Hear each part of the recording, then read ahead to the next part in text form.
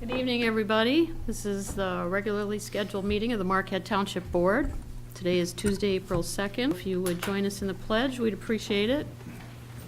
I pledge allegiance to the flag of the United States of America and to the republic for which it stands, one nation, under God, indivisible, with liberty and justice for all.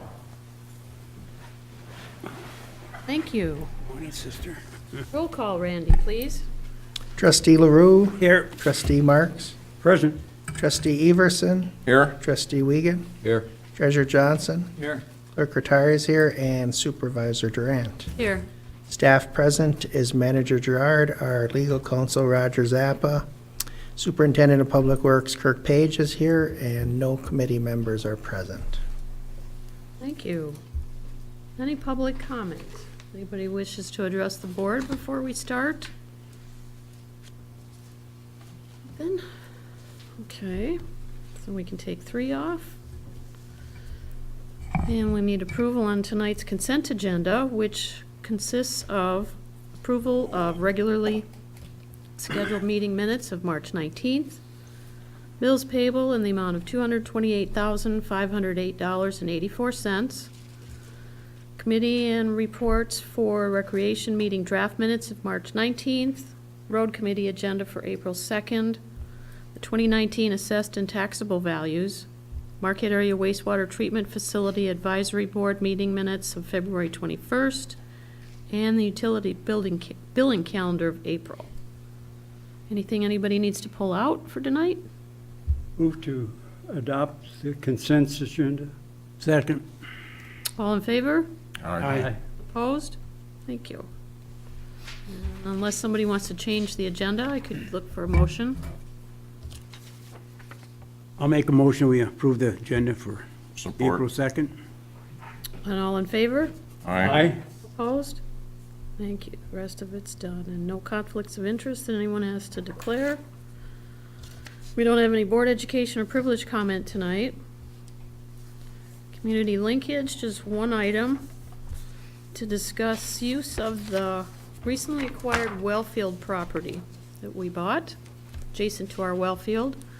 We've had some requests and comments about uses for the property. Recreation committees had some correspondence and contacts, and they haven't made a recommendation, but I had already put this on the agenda that we wanted to talk about it before we get too far to find out if we want to do anything with it and what that might be.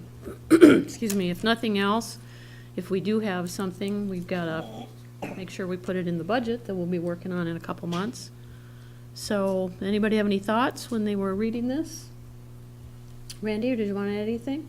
Well, I had requested that, send out an email to board members asking if there be a consideration. 'Cause when we had the discussions regarding acquiring the property, one of the things that the board was pretty clear on is that we wanted to acquire it because you did not want to have continued access further down the well road.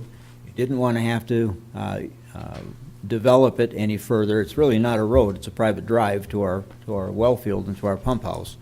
And there was some concern that several others were interested in acquiring the property that we ultimately bought for the purpose of developing it. First of all, for residential use, and then both of the potential purchasers wanted to divide it for later development as well. So it was on that basis that the board decided to go forward and acquire the property to ensure that it did not develop. So I was contacted once and heard discussion on a different use for the property, and before we get going down that road and having committees looking at possible uses for it, the board, as the owner, needs to decide what you want to do with it. Do you want development that would have more people moving further down the line and access for more vehicles further down the access drive, or do you not? And it puts me in kind of a tough spot, because I know that talking about it and the direction that I have from you folks based on action that you've taken is that you don't want it developed. So two of the things that I've heard talked about was a tubing or some kind of a skiing hill or a dog park down there, both of which would be tremendous increases in traffic down the well road, as well as requirements for township to avoid liability, to provide management, to provide oversight. construction, a variety of things, so fairly significant budget impacts, as well as the access issue. So that's why I asked to put it on the agenda, was so the board could give me and committees direction in terms of what you want done with your property or not done. Dave? Excuse me, Dave. A couple of the comments that I'm sure the manager heard came out of the rec committee. And if I could just touch on those two areas as part of my report. One was one of our committee members was contacted by a recreation department personnel from the city of Marquette regarding a community dog park. And they wanted to get together with the township and make a dog park. That contact information, we didn't do anything with that. We passed it on to the planning staff with the contact name, and they were supposed to, if they want to do something with it, they contact them, and I don't know where that would go. The rec committee is not doing anything with it at this point until we hear back from staff. And the other discussion on that same meeting was we were talking about some location for a sledding and tubing hill, which has been discussed for all the years that I've been on the rec committee. And some discussion took place regarding possible locations for a sledding hill and tubing hill. That discussion led to a suggestion that the Wellfield property would be an ideal location. The committee consensus from that discussion was that before that could or would be considered a comprehensive plan for the property would need to be developed first, and that would require approval from the board. And that's as far as that discussion went. Okay, good. Thoughts? Opinions? I'm sure you have them. Pete? I approached the planning commission one time, one of the last few meetings about it, and I basically said that the city has the water out there. They utilize the frontage of the shores. What do we have? We got some trails and stuff like that, and I think we should offer something like that to our people instead of have to go somewhere else. The dog park there, people are walking their dog, they're doing it now. And one of his comments would move the gate down to where we were going to be before, when the people were thinking about buying it, and have them walk in there. Another was try to find a hill where the paths are up there, and try to find a sleigh hill or something like that. But I just think we have to utilize it rather than just leave it for trails, because not everybody is going to be walking and biking, and So I just thought, okay, what else could we do for the residents, besides a ball field and an ice rink, and trails. And I just thought we could utilize part of that for something like that if possible. That was just threw it out there because where else can we go? When I mentioned to have a tubing thing over by the ice rink and have them slide into the baseball field, Dave wasn't too excited about that, so I didn't think that was going to be a goal. But I think we have to do something for recreation instead of having to go everywhere else.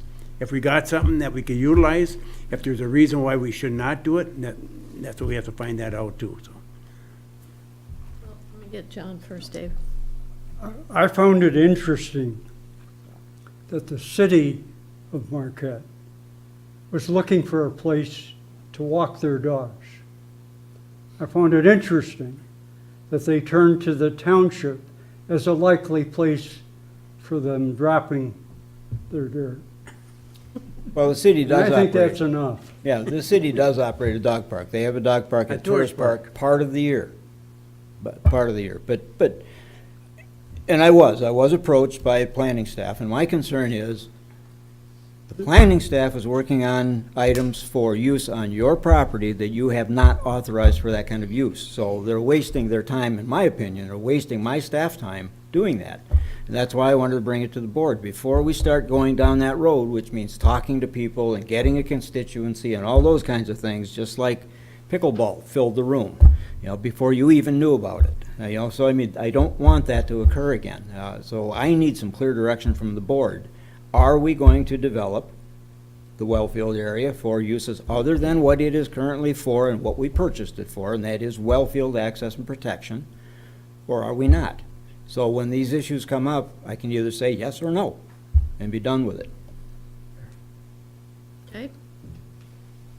Ernie? I read this and it was kind of interesting reading it and looking back at what we had talked about and everything else on that. And I got thinking now, what is our future plans for Lions Field? What are our future plans? Because that's gonna make some difference as far as dollar-wise in that too. Where do we want to go? Have we reached the limit that we want to do there or not? Or is there more we have to do? We're talking about a cover for the ice rink of some type of, there's a tremendous amount of costs there.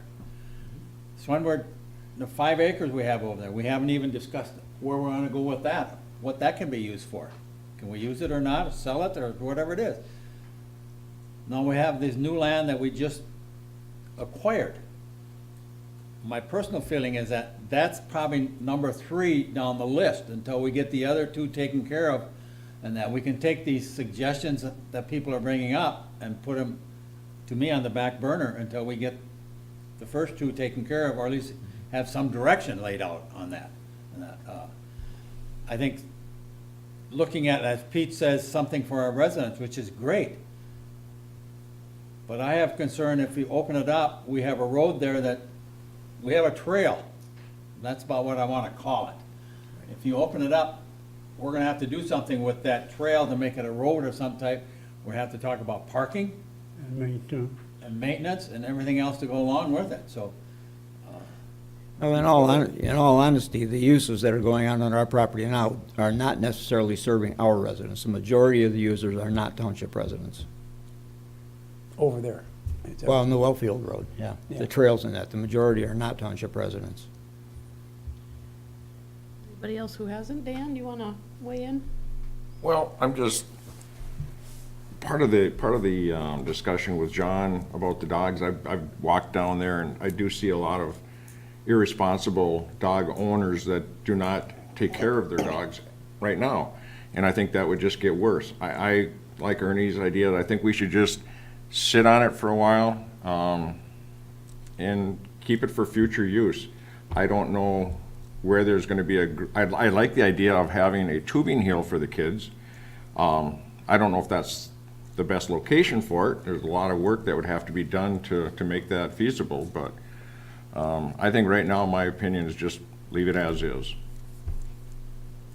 Well, Randy. Yeah, I've thought about this. I think we have to take care of what we have now, and then, because every time we increase the services, it's going to cost more money for us. Every time we offer something, it's going to be more liability, more staff on us. And again, what I've mentioned to this board before is if we want more recreation, which means more resources, we might look at a recreation millage someday to pay for that. Because quite frankly, right now, our general fund is about at its limit for recreation. So I think if we want any more recreational services here, we might have to go out for a small millage. And I've talked to the manager about that, and he agrees with me, because we're pretty strapped with our general fund right now, where we're at. And I think we have great recreational facilities now, and we have to keep them as good as what we can now. And then that land's not going anywhere. We own it. We can move forward someday, looking at things down the road. But I think we should just sit on it now and then move forward later. I tend to agree. I mean, I do agree. I like what Ernie said about this being actually number 3. We do have on our work session schedule to talk about Schwemmwood, because that's a buy or a sell or a keep or develop type issue. That's a little more in our face than property it's a month old, 2 months old. We haven't had a chance to even talk about it at all. So I would like to put it on the back burner, maybe later in the year, add it into the rest of the things we need to talk about. But let's get some of this other stuff off of our plate, especially if it's going to cost extra money. Pete, I think you were first. We do have a dog walking park. Right now, we've got Whole Trowbridge Park, if I look at it.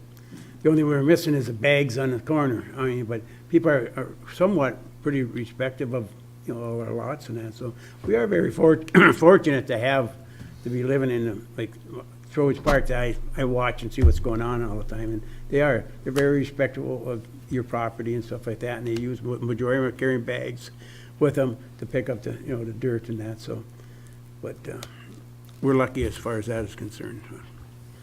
John, you had your hand up? Yep. I think that we should also add to the concern about adding anything at this point, is that we have to maintain whatever we put in.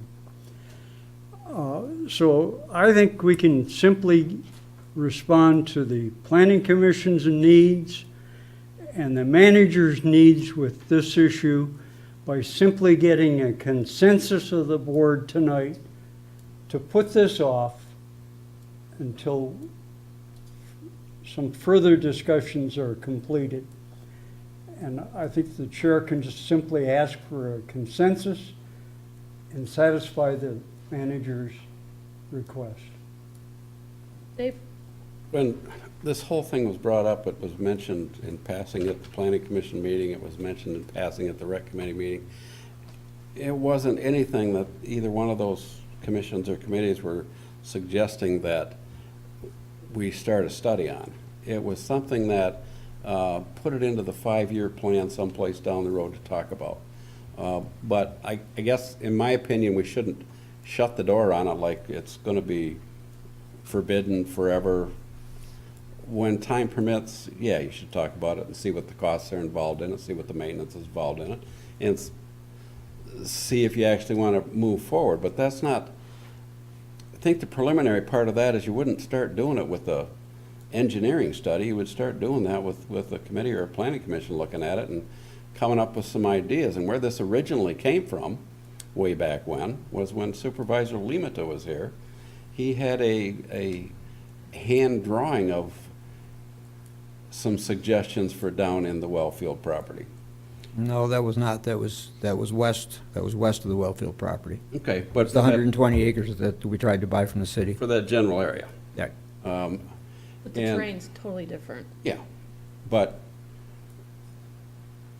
I just don't think we should just shut the door on it and say we're not going to develop it at all. I think the board needs to leave it on somebody's 5-year plan and take a look at it and in the what-if column down the road. But, I mean, obviously, you have to have some recreation dollars to pay for it, and all that goes without saying, but it's not something anybody is coming to the board with and asking for permission to start working on, because it's way down the road from that. Well, and we had talked about getting, doing licenses and stuff. I don't know where Roger is with that at one point, so that we had a little more control over people crossing our property as it was, with dogs and bikes and skis and snowshoes. So if nothing else, that needs to be part of the discussion too, probably before, what do we do with the new land? Well, I don't think it's just what to do with the new land. I think it's what to do with the Wellfield property, if you want to do anything with about it, period. And what you're suggesting would be all part of the discussions. I mean, you have to have if you're going to put together a plan for any portion of it, you need a plan for all of it, so that you know where you're going to head for the use of the property down the road if you want to go anyplace. Yeah, that's a discussion that's a long ways down the road. Randy, did you want to add something? Yeah, I mean, that's my point. That's why I wanted to bring it here to the board meeting, because the way these things typically have a life, basically, is the city called asking if we'd be interested in having a dog park. Staff goes and meets with the city talks to their recreation committee, we talk to our recreation committee, and before you know it, you have a constituency built up that's expecting a dog park. And before we get to that point, you need to make a decision as to whether that's even something you want to consider at this point. And that's why I need an answer from the board, because these keep coming up all the time. Why don't we do this? Why don't we do that? Why don't we do this? If it's not something that you want done on the property, then I have the authority and the ability then to say, no, we're not doing that. Sorry. But you also have on your strategic agenda list tonight, strategic plan. And that's where this needs to fall, is in your strategic plan. It's like Dave said. We've got 336 acres in the Wellfield property between Grove Street and 553. If you want to make a development plan for that area over 2, 3, 5, 10 years, whatever, that needs to be in your strategic plan that then gives direction to staff on how and when and what you want to see developed there. rather than just having comments come, I'd like to see a dog park. Well, we've got a dog park. Pete's absolutely right. And this spring, when it melts, you're gonna have a real mess down there, and you're gonna be getting complaints. Because nobody's cleaning, well, I shouldn't say nobody, but a large portion of the folks turn their dogs loose and let them run, and that's the last they see of them. Some clean up, some don't. We've provided bags, we've provided a receptacle for the bags, but a lot of people aren't using it. And that's what you get when you don't own the property. It's like anything else that you rent. It's not yours. So you don't take the care of it that you should. I agree, we should have beaches and everything. We do. We have 10 miles of beach in this township. It's mostly controlled by the state, but it's beach, open to the public in this township. We have hills. We have a variety of things. The city has an ideal location for a dog park. Their new dump site off of McClellan. It's huge. It's big. So I'm interested as to why they think, the township should have a dog park for everybody, but we just don't have the property or the terrain. The Wellfield property is not a proper location for that. We have a wellhead protection area. We don't want that stuff getting into the ground and into the water. So it's an important piece of property. So that's the reason I wanted to get an answer from the board, because I don't want to have my staff planners working with the city about a dog park in the township if that's not on your list of things to do. Same thing with tubing hills or skiing hills or anything else on that property. All of those will require budget impact. Especially something like a skiing hill or a tubing hill in the woods. Ernie? I think what Dave has come up with in looking forward, I think we have to look forward in a number of years down the road in that, as to what we want to do with our properties, our recreational properties. Yep, you need a management plan. And starting to make some long-term plans in that. I had completely forgot about our property on the lake, to be honest with you. Forgot about that. That's something that we should really take a look at. Yeah. Can we do anything with it? It's a small access piece, but it's just it's at the very, very south end of 10 miles of beach, Lake Superior Sand Beach. Here again, it's long-term, looking at the recreational facilities in the township for our residents. What do we have currently? Where do we want to go? Right. In that. And it may be 5, 10 years before we get to some of them. But if we get them on paper, you have the opportunity then to keep adjusting them year in and year out as you move forward in that. And it's going to come down to dollars. Right, and if you have a strategic plan and a management plan for your property, when subjects like this come up, we can look at that plan, staff-wise, look at that plan and say, well, not yet. That piece isn't scheduled to be developed into anything for 2 years or 3 years or whatever. At least you have a management plan so you know what sections of those property. And there are sections where you will not want public access. You don't want them down by the wells or the well house, period. That's property that you have to protect. So, Pete, another? What should we protect against in a wellhead property? Anything that could permeate through the soil, and it's in the wellhead ordinance, the wellfield protection ordinance. Kirk's right here. I mean, it's anything that could permeate through the soil and get into the water in that area where our wells draw from. And it's a pretty good sized area. It's not really a teardrop, but it's close to a teardrop in shape. Right. And it goes off towards Oak Hills. In fact, it goes right up almost to Oak Hills. Yes, basically groundwater protection in terms of contamination, but also immediately around the well heads and the pumping station. It's also just physical security. Right. So I'm not opposed to development, but I needed an answer from the board in terms of what it is that you want to do with the property. And I'm perfectly fine if you say, yep, develop a dog park, develop a tubing hill, whatever, then we'll go do that. But right now, the information that I had from the board members in our discussions about acquiring the property was you did not want that kind of development in that area. So, Randy? I'll move it along. Let's make a motion to move this discussion item into the strategic plan. So, But for the time being, no development. no development. Move it into the strategic plan. Anything else? All in favor? All right. Opposed? Thank you. And I'll put it That's on went my to the notes. dogs? Sure. Is there any any- way we can put any signs up there of some type? Or, We're talking about protecting our well field, about dogs Oh, and yeah. everything else that could be. well, they're at the gate. There are signs at the entry. Quite a lot of this. Yeah.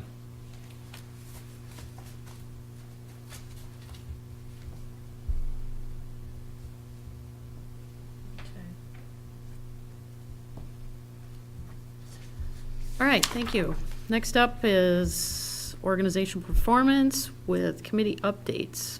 What have you got, Dave or Pete? Well, I have the Planning Commission March 27th meeting, the township rezoning application, and following conclusion of the public hearing regarding rezoning of 3 properties along the parcel, Grove Street, owned by the Marquette Township, the Planning Commission unanimously approved recommendations to the board to authorize the rezoning as requested. An additional recommendation from the commission was to combine the parcels into one property description. The special use permit was set for April 24th for a public hearing for a short-term rental on 2062 Summit Street. The applicant is Tyler Govern.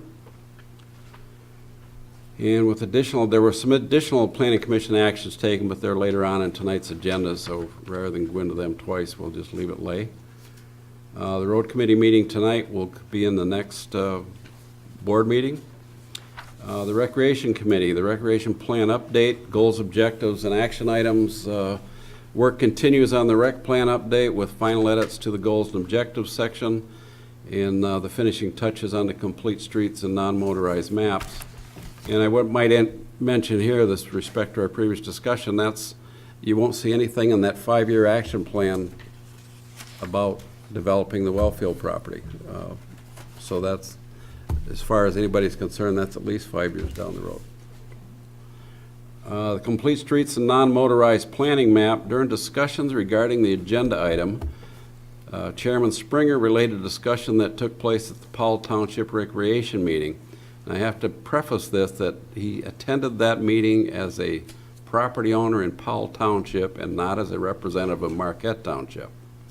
Powell Township expressed interest in pursuing development of connecting trails into Marquette Township to provide access to US 41 underpass. That contact information was relayed to staff attending our meeting for any follow-up that they feel is warranted. The event safety information record. As you may recall, work on the agenda item was approved by the Planning Commission and the board several months ago. Following submission of the first draft for legal review, they're finding that some potential for township liability, both the Planning Commission and board were asked for and were granted authorization to pursue another draft as time permitted. The committee worked on the recreation plan and will likely prevent, the committee's work on the recreation plan will likely prevent work further on that until that plan has been completed. As you may recall, the event record simply intended to provide the township information concerning events that are passing through our township and provide contact information to the event coordinators. It was not to do any permit fees or anything like that. The ice rink roof, the planning staff met with a consultant regarding a conceptual drawing in early March, and once the snow clears sufficiently for the consultant, will be able to enter the property and better assess the area. And I already commented on the dog park and the sledding and tubing hill, so that's it for me. On the road committee, on that committee assignments, there's one mistake on there. It should be, instead of Pete LaRue as the vice chair, it should be Todd Caruth as the vice chair. Okay. I'll just make it, So unless anybody's got any questions, that's all I've got. Randy? Randy, go ahead. It's not really a committee, but just to let you know, the DDA will have their regularly scheduled meeting on the 9th. That's here in the conference room. We'll be talking further about the roundabout project. I wish these people, I wish the city would call Randy if they have questions about our property or stuff, and I wish Powell Township would contact you or me or somebody. When these people have recommendations, ideas, questions, suggestions, I don't know why they don't approach us. Well, I think that Powell Township contacted Mike because he also owns property in Right, Powell yeah, and Township. he's probably They- there. Him as a Have resource, you talked to them? basically. Have they called you, or, no? If I can interject here, they didn't contact Mike, he was Yeah, at the he was at meeting. the meeting, right. And he gave him Jason's name to contact, and he gave Jason their name to contact. So from that point, everybody else was out of it between those two. I'm not saying he did anything wrong or anybody did. I just wish they'd come to the source instead of, checking with committee members and stuff.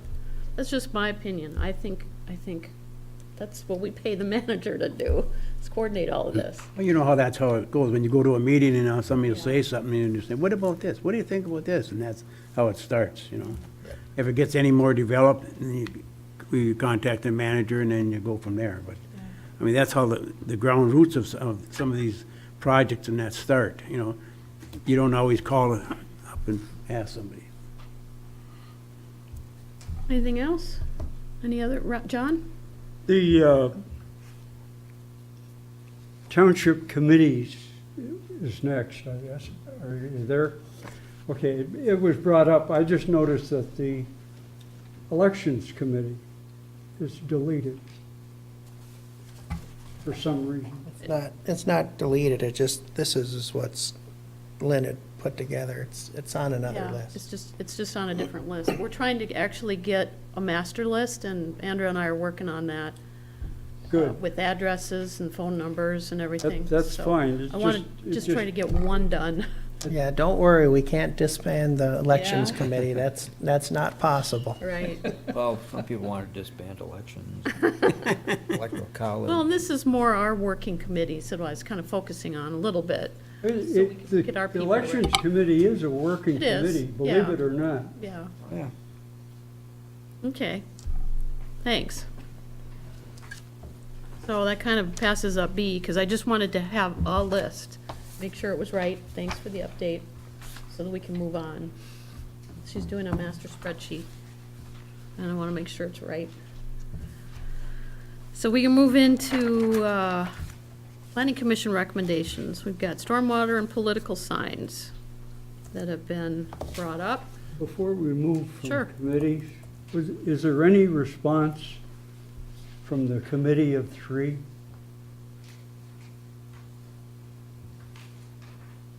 Well, Oh, the ad hoc committee? that's Yeah. actually, yeah, I mistakenly left off, I had storage on that worksheet twice, and I should have had succession.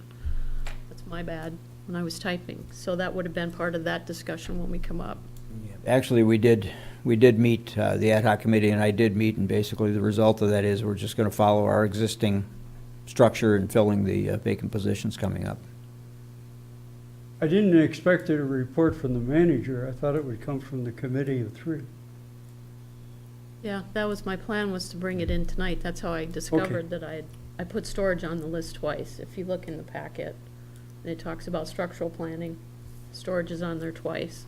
The second one should have been strategic plan, or succession, sorry. So we can hit that in a second, okay? Right? So, Planning Commission recommendations. Where am I?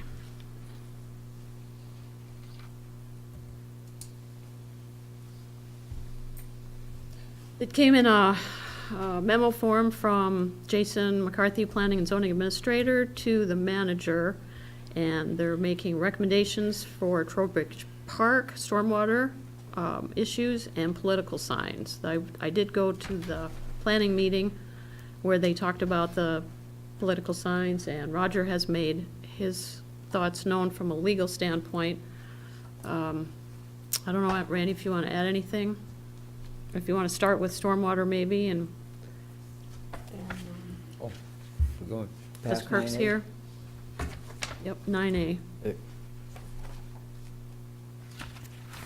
Oh, no, you're talking about 9A? Yes, Oh, basically, the planning commission You had passed on to the planning commission both of these items to take a look at, and basically the planning commission is coming back to you, not necessarily with a motion, but with a recommendation that they're supportive in essence, and I think, Dave can speak to this. They're in essence, they're concurring with the advice that you've gotten from council on the political signs, that we can't really regulate prior to the election, and it's already established after the election, when the signs need to come down.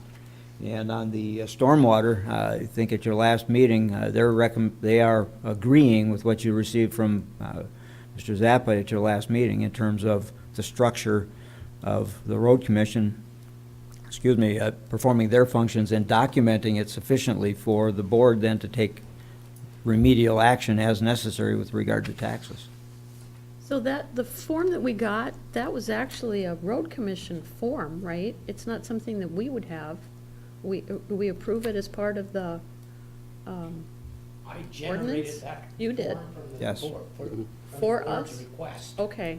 It's, the way it was written, it looked like it was for the road commission.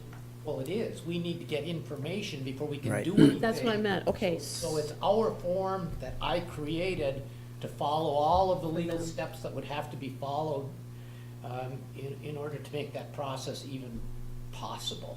The So- road commission would fill that information That's- out and that's what I was submit wondering. it to the Okay. township. Okay, gotcha. Dave? Yeah, the planning commission's recommendation on that was, the attorney had submitted his recommendation on a form.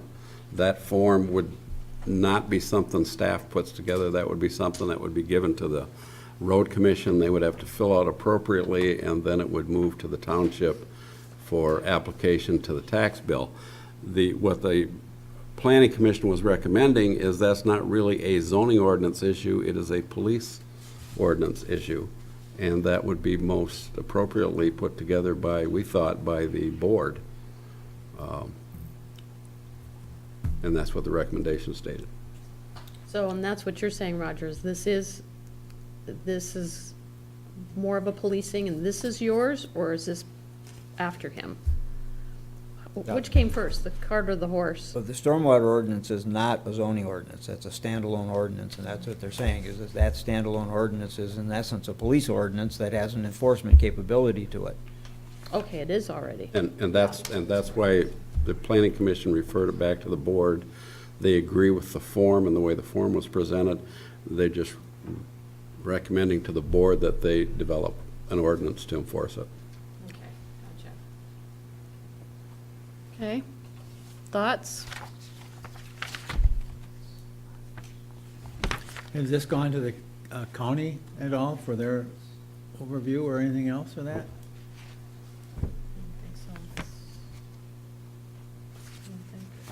Randy? Roger might have. Or either one, has this gone to the county at all? Or do we need to, because this is part of our ordinance? This is not an ordinance. This was It's a addressing part, suggestion yeah. on how could How to we handle it. remedy a problem you have. I spend a fair amount of time researching, some of it, some ancient law almost, but which is still in effect, with a suggestion on what might work. Until I have some type of direction from the board, it would have been premature for me to contact the road commission and indicate this is what the township is willing or prepared to do. So that would be the next step, if that's what the board wants to do, is to approach the road commission and see whether that's something they're interested in. I did speak with Mr. Iwaniki from the road commission in order to get some idea in advance of whether they've used anything like this in the past, because keep in mind that this was their suggestion. He'd indicated that they have never used anything like this. They have no similar arrangement with any other city or township. It was pretty much starting from scratch as just an outline that follows each of the steps. That should be feasible. It may be that the road commission looks at it and says, sounds like too much work for us. Or we've got this other suggestion that might streamline the process. What do you think about that? But they have not been contacted with our suggestion, which was in response to their inquiry and suggestion, because I haven't received that direction from the board.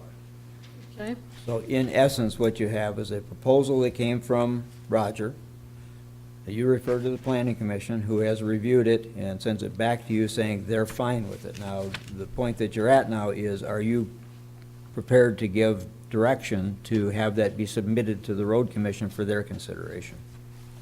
John? I think we should follow up on this. The proposal that we've received from the attorney, the suggested content that we would be able to defend is there. If we really are interested in following up on this and eliminating over time the drainage problem that has perpetuated this community over and over again each year, I think we should take the step now to direct the attorney to follow up on the proposal with the appropriate county authority and see whether or not there is some accommodation that can be made that they will support. I think we need to give that kind of direction to the attorney if we believe that we want to resolve this problem. And we could do that with a motion. So moved. Support. Motion and support. Well said. Aye. Comments? The question, Yes. what are we directing the attorney to do? He said to send it to the road commission, have them look at this. Okay. That sounds For their good. review. Okay. Okay, Roll call vote. well, okay. Trustee Marks? Yes. Trustee Wiegand? Yes. Trustee LaRue? Yes. Trustee Everson? Yes? Treasurer Johnson? Yes. Secretary is yes, and Supervisor Durant. Yes. Motion carries 7-0. Ernie? If they have any comments or anything else, is that coming directly back to the board then? And the board will have to review Yes. it and do with it what they want at that point in time? This would be a proposal to the road commission for their response. Good deal.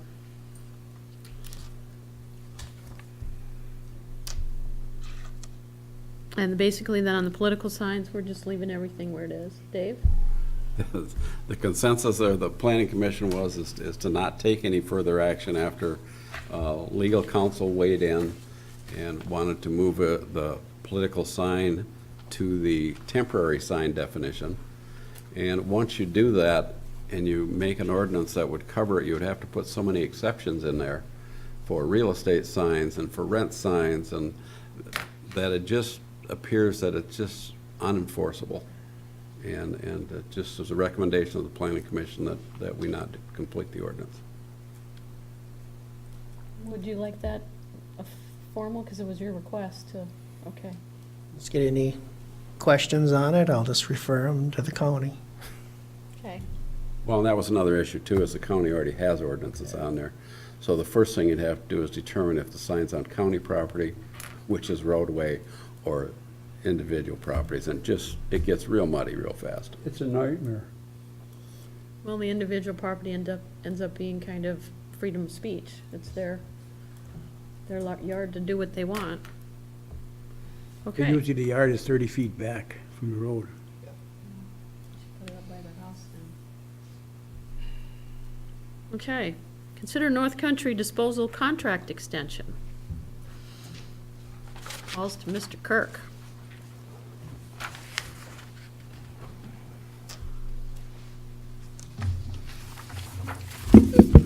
North Country Disposal has requested their annual cost of living adjustment to their fees and also a 5-year extension to their contract. Both of these items are in the current contract, but both these items do require your approval. We've contracted for solid waste services with North Country for I said 10 years, but it's actually been, the most current contract is 10 years, but it's been probably at least 15 years.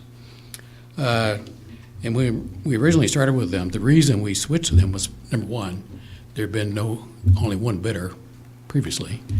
And once we got somebody else to bid, which was North Country, they were $40,000 cheaper annually. So that was the beginning.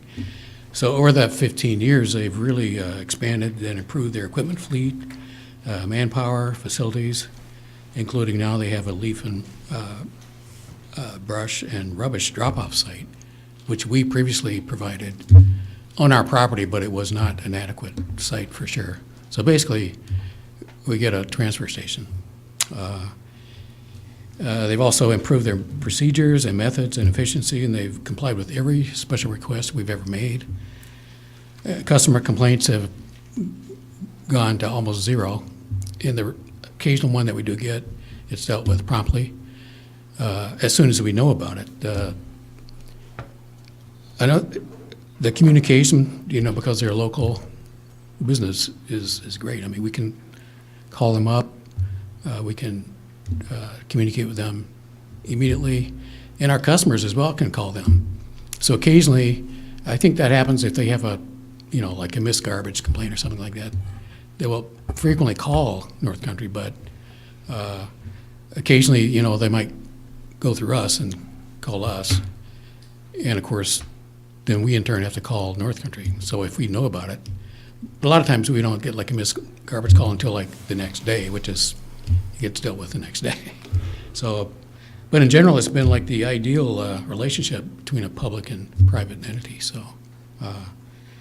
So for all those reasons, I recommend approval of the 5-year extension to their existing contract. And I further recommend the 2.8% COLA adjustment. And also I recommend that both these items become effective March 15th. Ernie, you had some questions, right? Yeah, going through this, I've been involved with North Country Disposal for as long as they've been here. But looking at this here, a lot of questions jumped out at me real quick in that. You got 2.8% COLA adjustment. Is that for every year of the contract then, that we're doing? No, it's every year. They get it every year, but it's not the same number every year. That's one of the questions I have. I couldn't really look at it because I don't know what we're paying right now, what we're doing that. There's no spreadsheet on dollar amounts as to what we're paying now, what's going to be increased every year after that. I have a problem with that. I don't have a problem with the company itself. I just have a problem with what's been presented to us. And that a number of years back in the contract, it had, if the gas prices went up such and such, we automatically gave them an increase of such and such. I came up, asked the question a few times, is now it went way down, are we going to get any decrease? And we didn't. So I'd like to know, what are the fees we're all talking about within the contract? It's not there. It doesn't tell us all the fees. As you mentioned, cost of living adjustment to their fees. I don't know what their fees are. Okay, well, the fees are basically, right now, it's a monthly fee, but it's roughly, I think it's $145,000 a year. So it covers pickup, curbside pickup of your garbage, your rubbish, and recycling. It covers the rubbish, the monthly rubbish drop-off and the seasonal leaf and brush drop-off. And it covers, I believe, Christmas tree pickup as well, annually. Using that 145,000, whatever it is, per year, and you add that, whatever percent it is, over a 5-year period, what is this going to come out to? Some of these things we need to know because it's going to show up on the budget. We have to start projecting out on. Right, it does, there is a number every year. It's not always the same number. It's a little bit higher this year. The contract specifically mentions Social Security. Okay, we could use other methods if you want, but Social Security is what specifically mentioned in the contract. And that's what it was this year. It's been pretty low, actually, previously. So there've been no fuel adjustments, I can't remember, it's been years. And the reason being, the fuel is so wild these days that it's like, you really can't. But is You that know, in it's up the and down. contract, the fuel adjustment? Yes, yeah. So that's still in the contract, so that is something we have to be aware with. And once they get that fuel adjustment, it's there forever? No, it's, Drop off sometimes. right. When's it drop off? Well, whenever there's a, and it has to be like a, not just a one-time deal. You know, you calculate for like the previous year, you know, so it gets adjusted to that amount. I mean, in general, the costs have gone up, but they've been up minimal. I think you're. And the budget-wise, I mean, I know what, you know, we're spending. So when I'm budgeting 6 months ahead for the next year, you know, this isn't the only item in the budget, you know. But I It's- think it's- he's just What I'm looking saying is Right. that all of that written in your request. So this particular request, for example, the increase is going to be a little over $4,000, and I budgeted $5,000. So, these are the things that need to come up here, because I can come in and talk to you and get the answers, well, sure. but. All we this can is come to a talked board about, meeting it's, and this is in the packet, the people Yeah. out in the residents say, what's this all about? sure. These are the times that we're asking these questions now, and that should be all explained ahead of time, right up front, so that there's no question by any resident when they start reading all this stuff. That's my feeling. Okay. Anything else, Pete? With the fuel adjustment thing is sometimes it happens to everybody, happened in the grocery business. The store would get charged more per delivery because of that. But after this situation got through with, you know, they go through this cycle and then they drop it. You know, it didn't maintain at a higher level because that's something you can't plan for. You don't know what the gas price is going to be next week. They're saying it's going to jump up 4, 5, 6 cents or whatever, you know. But we can't plan for that. But then all of a sudden it'll drop down. But I think the delivery charge or something like that, when you get a big bump, then they have to do something about it because they have to get their costs out of it too. The only Yeah, suggestion. we pay fuel. Pardon me? We pay fuel adjustment charges on, Everyone does, and we all understand that. chemicals is one, you Right. know. The only thing as far as our disposable thing is, the only complaint that I heard about was that in the spring, in the fall, the hours that we were allowed to bring it up there, some guys say, well, I work all week, I need more time in a weekend to rake my yard and get it all set and bring it up, but then they're closed. So that's something we can work out after, but I mean, that's the only thing. I think they do a great job. Right. The guys are And I always there. think, I haven't heard those complaints lately because we got 2 other places that we can go, well, 2 places, North Country and then the landfill itself. And I don't think the landfill has weekend hours either, but, Randy, you had your hand up. Yeah, when I talk to the residents about this, a lot of them, and this is no offense to the treasurer, they don't really care what the contract says. They're only worried about the bottom line. If they're only worried about if their garbage bill's going up, that's all they're worried we about. haven't raised our rates in a while. In fact, No. the last Actually, they went change down. was a decrease. Yeah, so I mean, I understand the treasurer's point about a little bit more information, but when it comes to the residents, the bottom line is the utility bill. They're looking if their costs go up or down. If they go down, they're happy. If they go up, they're not happy. So that's about all I have to say Well, I think the about it. service is important too, and the communication. Yeah, and the service is good, and like I said, we have very few complaints. Dave? Yeah, I guess tagging on what Treasurer Johnson's comment was, and I understand now that the contract or the budget's $145,000 and it'll go up to about $49,060 with that adjustment. Is that just for 2019 or is that for Yes. over the life of the 5 years? Just for 2019. It's similar to like, I mean, all employees get that Okay, adjustment. yeah, I understand what you're saying, but then I would go back to what Treasurer Johnson was saying. It would be nice to have expanded that out a little bit to see what we're actually looking at. It would have been nice to see the 145,000 and what was gonna be representative of the 2.8, and the fact that it gets adjusted for the 4 years after that. If you can adjust it, like I said, that number is unknown. Right. Cost of living varies every year, so. John?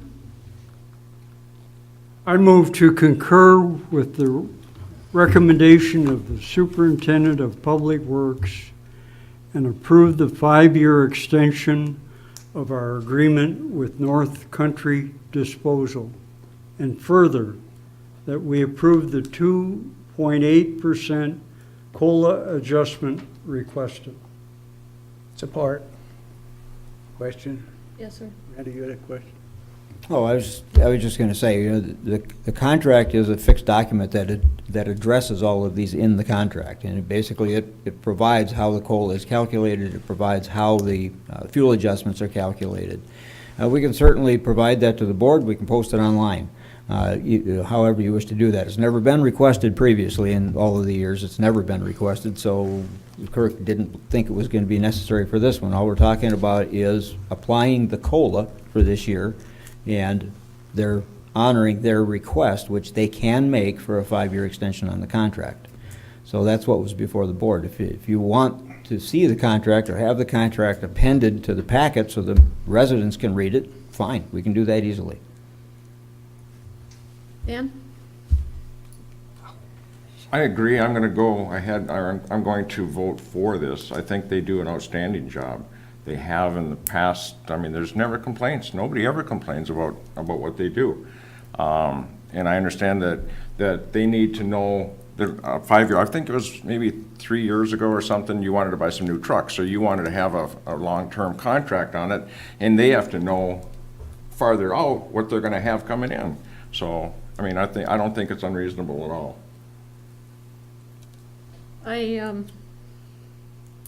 Obviously, nobody has a problem with the service and the contract and everything else, but I agree with Ernie.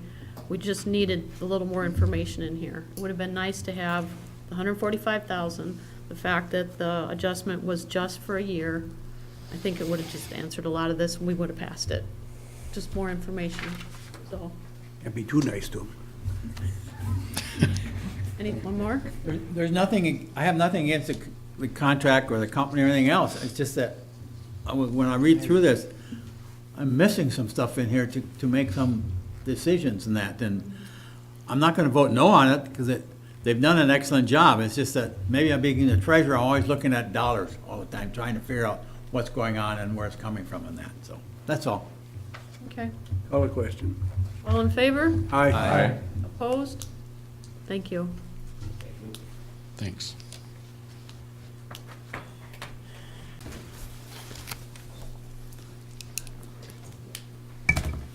Nine D, consider policy waiver request for county firefighters meeting.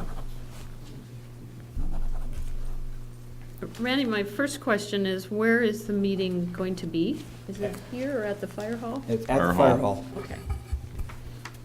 And I thought that's usually where it is. Yeah, John? and, basically what this amounts to is every year, there's a county firefighters meeting, and it's at various places. We've hosted it several times. There's also an annual UP Chiefs Conference, which we've hosted several times over the course of the years as well. We're lucky because we have a facility that's nice. I mean, it's a good facility for doing that.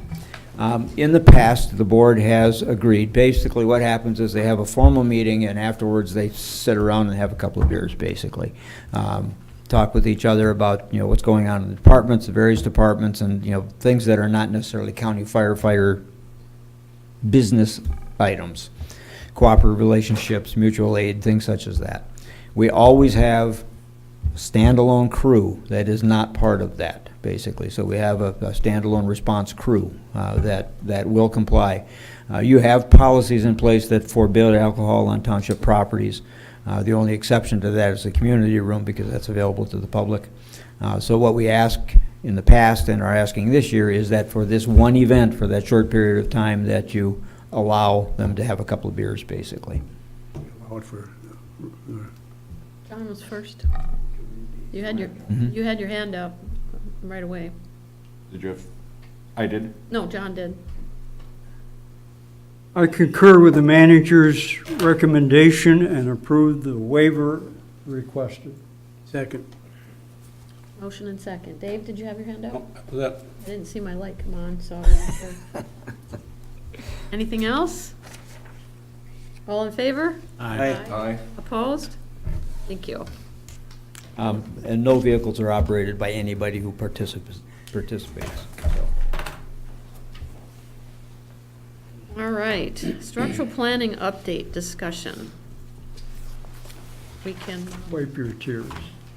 Randy can talk about the succession if you wanted to hit that first, but I had put this in the packet just so we could have an update and make sure we're all on the same page. That's why I gave you some lines, so you can make some notes. And when I was talking to Randy about it, he says, well, why don't I just give me your spreadsheet and I will fill it in and make it even easier. So you got that in your mailbox. I want understanding that if this is what we're looking at.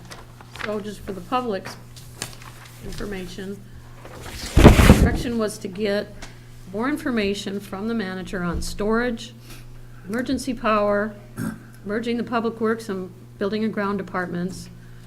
Number 4 said storage again, it should have been the succession plan, and public works scheduling and truck upkeep. So that was the section of the, 14 or whatever items that I had provided with you. Then the second thing was to take the next 3 items, removing them from consideration, strategic plan development, planning department office, and the AV request for community room. So we have a couple answers to that. Then work session possibilities on Schwemmwood, maybe this month yet if you're willing and able. Recreational marijuana, we've kind of already addressed that, but we do have to have the discussion on what happens after, whether that's December when the state announces what they're going to do, or whatever their deadline is. And the fire department weekend shift, and we are kind of almost at a point, I think, where the chief might have some information for us and we can have these work sessions. And then the last part was to save for future discussion, office security and handicap access, secure water sources, recreation master plan, acquiring more property. And we could put number 4 as, the township additional or the new acreage we bought. We could put that on or add it to the strategic plan development. So my first thought is there anything in here you want to change or disagree with or want to add, or just so we have something to go forward? Yeah, Randy, Did you want me to run down my, you can, yeah. just to let board members know where we're at on it? Well, when Supervisor Durant and I spoke, a lot of these things are in place already, or in the works already, so I suggested to her that if it might help you, if I would just give you a status update on where we are currently, or where we're not currently, on some of these items. And basically where we're at, the first one is the standby power. The board basically gave us the go-ahead to pursue the standby power for this facility. Trustee Everson has been working with us on this and had several ideas and availabilities that, as it turned out, when we got in and did the power demand study, weren't going to be satisfactory to meet that power demand. So we got JP Electric involved in it. They've been here, they've looked at our system, they've met with the Board of Light and Power to determine what our peak capacity is, our peak demand, and it turns out it's not in the winter, it's in the summer, which kind of surprised me, but with air conditioning and events going on in the community room and everything else that we're doing, that's basically where our peak is. So they are designing a proposal for us. We have not received that proposal as yet, but that's in the works. We do have the budget coming up. I have some money in the budget now. It's probably not going to be specifically enough. We don't know that for sure yet, but it's going to be close to be able to do it right now. We might have to do some reallocation of some fund balance to make it happen this year, but we don't know that yet. So that's on that first one.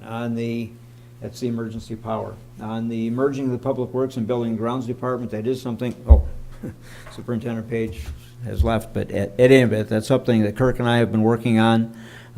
We have made some inquiries with MTA with regard to the merging of enterprise funds and non-enterprise funds, because Building and Grounds is not an enterprise fund, it's a general fund.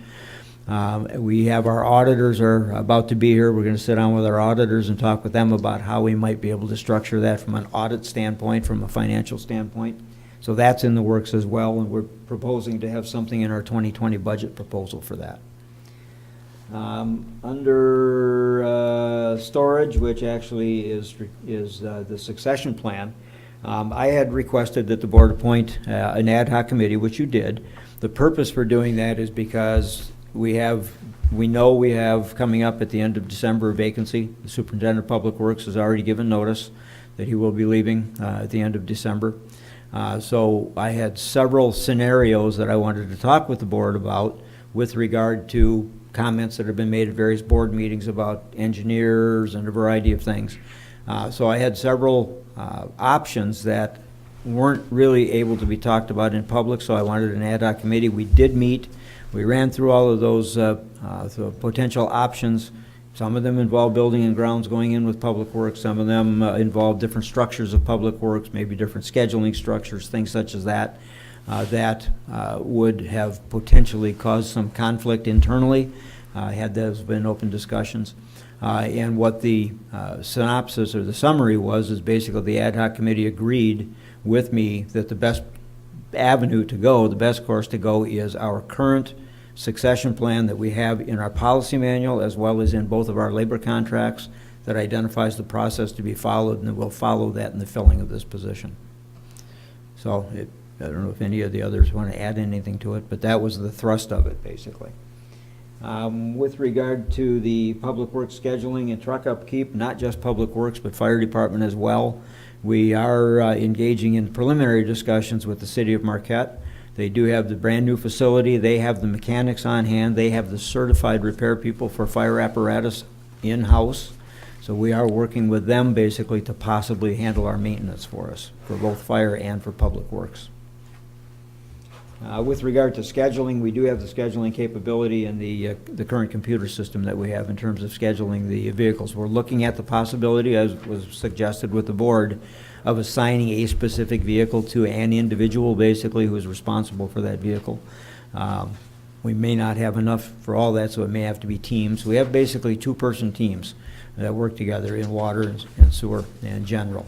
So that's where we're at on that. That's in the preliminary stages. The strategic plan development, that's pending with the board. You've got that on your calendar to deal with, and that's one of the things that you have to decide as whether you're going to do or not do. The planning department office move, that has been, the small conference room has been converted to an office, and Isaac has moved into that office. We're now in the process of reconfiguring the external where he was previously. The way we're going to reconfigure that is to have a dual workstation with back-to-back desks so auditors can use it, or anybody coming in for insurance purposes or whatever could utilize that workspace. So that's in process. The AV request for the community room, we have received updated proposals. We are right now, between the planning staff and myself, we're looking at options as to whether we want a drop-down screen or whether we can have just a standard screen, a variety of different options that we're looking at. We do have funds in the budget currently this year to do some of this, so some of it will occur. Probably the first thing that's going to occur is the larger screens in the community room. They're the same, right now they're the same size as these screens. We want to go to a larger screen and possibly two screens in the community room. How about the first one, Mandy? You kind of missed the storage. Oh, storage? Yep. Yeah, we are already bulging at the seams with our facilities. Right now, we rent 3 separate standalone storage lockers, basically for equipment and items that we just don't have room for here at this facility. We have our building and ground staff have taken over the Cox pumping station as their operations center. There's not room for those, for them and their equipment and their vehicles in the Public Works garage. We are in discussion with Cornerstone Development, who are the owners of, basically owners and operators of the Cornerstone Business Park that we currently reside in. They are working with us with regard to pieces of property that might be available or design-built structures that they would own and we would lease from them, or structures that we would own outright. So we're in that discussion basically to come up with some fixed actual expansion capability initially storage that could be converted to office space in the future if we need it, kind of a Township Hall 2 type structure close by, and that's what we're trying to do, is something very close here in this very proximate area. So what are we paying for storage right now for those three? We're paying, well, for all three of them, we're paying close to $400 a month in total for that storage, and that's basically for cold storage. It's for record storage. Mostly it's record storage. We do have to maintain all of our personnel records forever. Certain items of personnel record we can get rid of after 7 years, but the basic stuff has to be kept forever. Most of the accounting documents needs to be kept almost forever. The budgets, we've got all of our budgets. I have all of the board packets from my first meeting all the way till now with all of the attachments in hard copy in case there's ever any kind of a question. System goes down, whatever, we don't lose it. So that's in storage. Budgets are all in storage with all the backup for the budgets, for all of those, the 17 budgets that I've been here. So those are the kinds of things we have, plus we have equipment stored. We still have some of the folding chairs from the old hall. We've got some of the folding tables from the old hall that we use for the community day at Lions Field, those kinds of things. So we've got quite a bit in storage, mostly files and records, old files and records that we have to maintain. So it'd be nice to have all that stuff housed in one. It would be nice to have Garage it type. housed in one facility that we know is safe. And that's my biggest concern right now, is the storage lockers are basically just metal buildings that could burn at any time. The records are kind of at risk, not seriously at risk, but kind of at risk and not really under our immediate control. So that's the situation with storage. So we are looking at several pieces of property. We do have property that we could divest ourselves of in various areas. And I had had our staff planner put together a map, and I don't think he's distributed that yet, but a map of all of the properties that we have ownership of. The 5 acres over by the old Township Hall. We have 10 building lots down here on Warner that was bequeathed to us from a local family who passed away. We have, the large piece behind Walmart. We have a number of pieces of property that have been given to the township that could have potential value to acquire something else. You get the well field. Yeah, we do. Stop it. Yeah, we've got the 40 acres down, down west of 492 for the second well field. If we ever develop the second well field, that's there and ready. So there are a number of pieces of property that we could conceivably divest ourselves of to finance an additional structure. John, did you let's have your see. hand up? Yep. Oh, I thank the manager for that comprehensive report. there's just one more that I wanted to touch on. Pardon me. If I could. Yeah, I'm sorry. And that is the last one on the list under scheduled work session, the fire department weekend shift. What we're talking about there is with the number of calls and the growth in the number of calls that we've had primarily for medical responses over the weekend, we're concerned, the chief and I are becoming concerned that it's going to be, with summer coming, it's going to be more and more difficult basically to rely on on-call staff, particularly EMTs, because we don't have a full staff of EMTs to man the ambulance for issues that occur in the summertime. It's light until 10 or 11 o'clock at night. There's just more demand. So what we're looking at is we're looking at the possibility and how we would structure some kind of weekend coverage that we would have physically on site at the fire hall and ready to respond. We anticipate having something back to you for maybe your second meeting in April, but more likely your first meeting in May. Looking to have a target date, if the board approves, and if you want to go in that direction, of the end of May, just before we start getting into the heavy tourist season. Well, we talked kind of having a work session before that. Specifically for that, Yeah. yes. But again, I wanted to plant that seed, as that's what we're talking about, and it's all revolving around our medical calls and our ability to get there rapidly. They are pretty time-critical responses on most of what we've been having. So that's the impetus behind what we're talking about. Stop it. that's the impetus of what we've been talking about, basically, and you'll see that coming back to you, but I just wanted to give you a heads up as to why that's on the, why it's on the list for April to May. Okay, John. Once again, I thank the Governor? You're not running it. Not yet, I'm not running. thank the manager for his comprehensive report.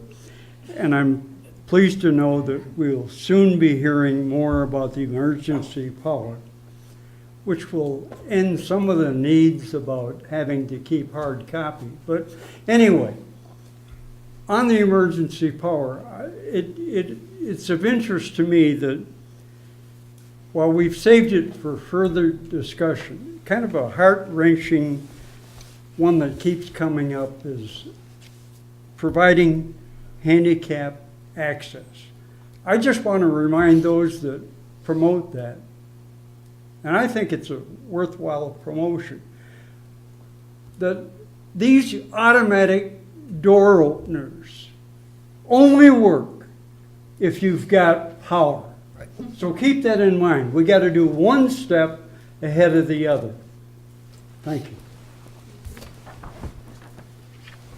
Okay.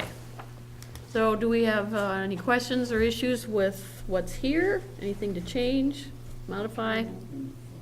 Are you willing to talk about scheduling work sessions right now?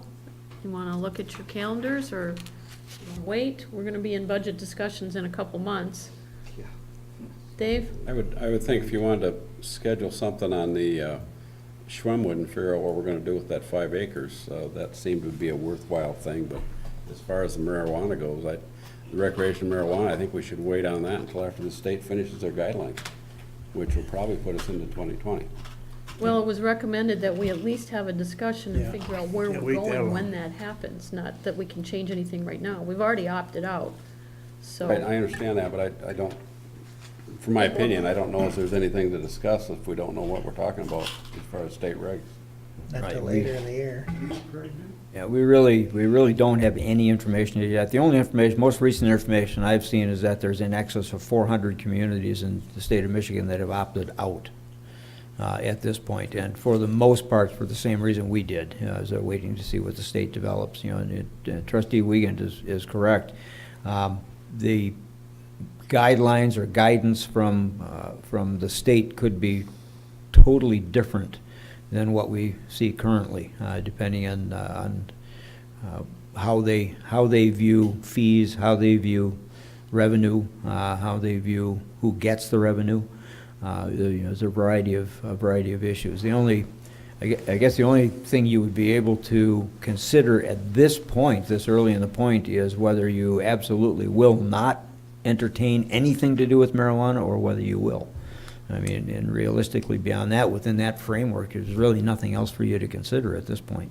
And I guess that was my point, is you can't really make a decision because you don't know what you're deciding on, unless the decision is to just close the door entirely. And I don't know if that's a work session warranted scenario. We just need some more information before we can talk about it. So why don't we move that down to save for future discussion? So we can Yeah. at least tear this down. And I do have to say, there have been several communities so far that have said, absolutely, we will not be involved with marijuana of any form, period. So several that have, and several others have said, we will, we just don't know what yet. And if you want to hold off that discussion, that's fine. That's the purpose of this list, is trying to pare it down a little bit. Okay, how about, Dave said that 5 acres, he wants to talk about Schwemmwood and fire department. We could do it in one meeting, or if you want to just check your calendars and coordinate with Randy, or if you want to do something now. I would think that'd be a good thing to, the Schwemmwood property to talk about before we get headlong into budget. And at least For get sure. some direction on where we want to do with it.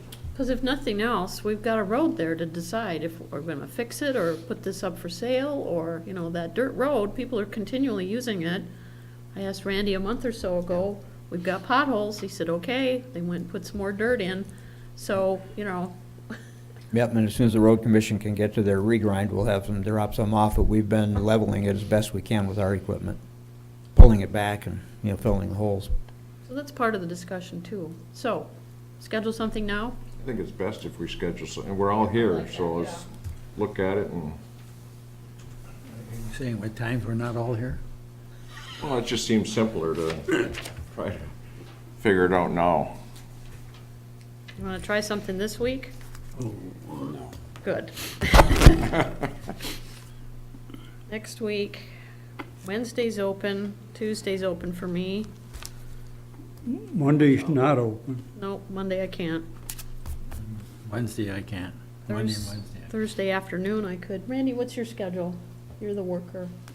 Next week, Monday's just a bad day. Okay. Otherwise, anything after? Thursday'd work for Yours, me. 3 o'clock. Thursday Thursday's would good. work. It is for me too. How's Thursday the 11th? I have a county clerk's meeting here at 5 o'clock that day, so anything before 5. I assume we were thinking about the 1 to 3 mark in there or You like something. that? Let's work for both of you. So 1 to 3, On April 11th, Thursday?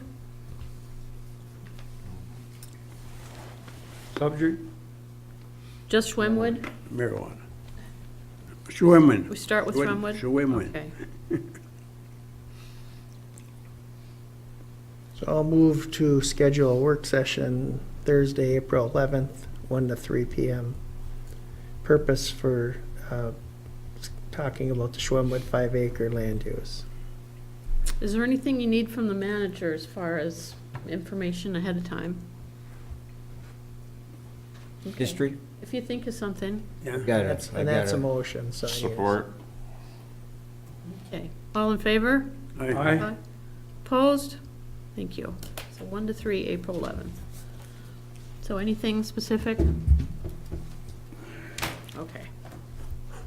I think the biggest thing is just have a map available Map would be good, yeah. of the area. Thanks for that.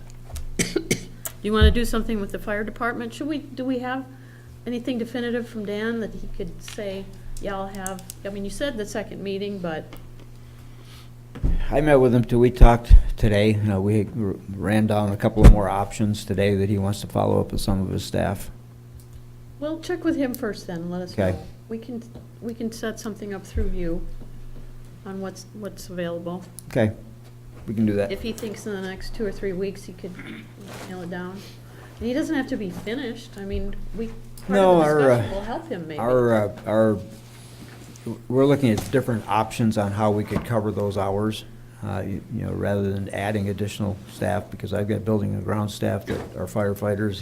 He's got, his full-time firefighters, and today we were just trying to massage what might work, what might not work, how we might try to schedule, together, those kinds of things for the weekends. So I'll touch base back with him again, and we'll see if we can pull at least a rudimentary type of suggestion for you to consider for your next meeting. Okay, that sounds good.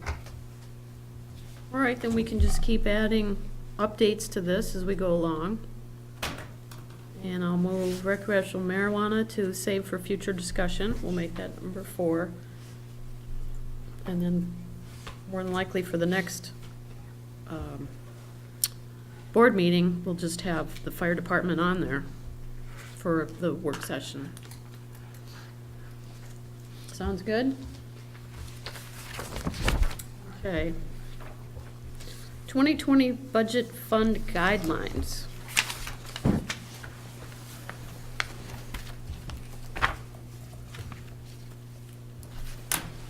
Oh, this involves the definitions, recommendations, and background information on operational, contingency, reserve funds, miscellaneous, whatever you want to call them, emergency funds. The board had asked Randy to put this together to give us an idea of some numbers, how much we What you- should have, how much we have. Yep, and what you have in your packet basically is what I consider the shot across the bow, the first blush to get discussion going, basically. I've sat with Kirk, and we ran through, the last 5 years of history for the water and the wastewater fund in particular. The solid waste fund is well-funded, so we didn't spend much time talking about the solid waste fund. I think the decision you need to make with the solid waste fund is just what level you want to have in there. You've got something over $400,000 in there now. What you think is reasonable as a cushion for potential closure costs, and then what do you do with the excess? So I did not include that in there. It's not that kind of a fund, but I did shoot that out to you, and again, it's, my intention is to give you something as a starting point. I expect there will be some different views, different questions, different ideas, and there were a few left at your table.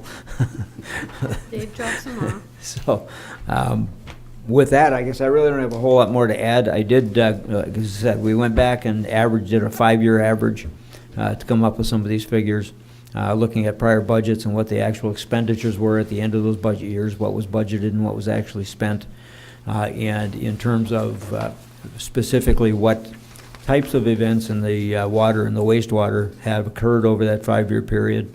Interestingly enough, in the water fund, there's quite a bit of activity, but most of those are relatively small jobs between $10,000 and $30,000.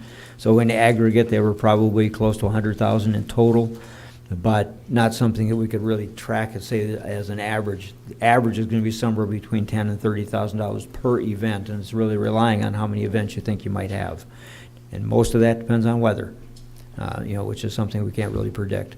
On the wastewater side, however, we did have a significant impact, and that was the freeze-up that we had in 2014. That cost us $113,900, almost $114,000. That was reimbursed because there was a statewide emergency declared, so we did get reimbursement for that. But the point is, we had to have it up front to do the repairs, so we couldn't wait for that. And so I did use that as the benchmark for this year, which 14 will drop off next year and 19 will come on. So it'll be a rolling 5 years. You'll drop one off and add the most recent year to work your average. So it'll start high and then it will reduce. We don't have any major issues so far this year. We're not out of the woods yet. Winter's really not over. And we could get thrown back into the deep freeze now that we have the ground uncovered for the most part and have sewer issues again. So, but that's our theory. Our theory is at the end of the year, we'll drop the longest year off and add the most recent year and have that average rolling forward, so we have a continuous update. Did you have a chance to read, too bad you didn't do it ahead of time, Dave, the sheet that was I at did. your- I finished it this afternoon. Oh. Can I comment on? Yeah, absolutely, go ahead. I'm probably the guy that the manager is referring to. And the biggest, I took the manager's, what he put into the board packet, and the biggest problem I have with the whole concept is some clearly defined definitions for those funds, so that it is clearly, and I consider that what we're working on here is setting policy for moving forward. And you need clearly defined definitions, and you need clearly defined funding levels. I took the 2% and 5% comments. I don't know if anyone took time to read that, but that's right out of the manager's recommendation for the miscellaneous funds and the contingency fund. But the biggest thing that I had issue with, I guess, is I have an issue with the CIPs being lumped together. And I guess with my recommendation that there's a reserve fund, and that reserve fund, as it says in here, is a fund which has been budgeted for specific proposals, and that would include CIPs or any known repair replacement items. And then it would be my opinion that each CIP, each approved CIP would have a line item within the reserve fund so that we can keep track of it. The miscellaneous fund, I'm not sure what the 2 to 5%, if that's just cost of living or whatever it is, but so I don't know how much money that would put into that fund, but I think the definition that it's for the large number of minor expenses that are across all of our budget that are just too small to categorize into separate funds. But when we get down to the bottom here, the contingency fund, in my opinion, the only thing the contingency fund should be used for is cost overruns on budgeted items. or for that matter, revenue shortfalls that are 2% or less. And I picked 2% because we're putting 2% away for that according to the funding levels.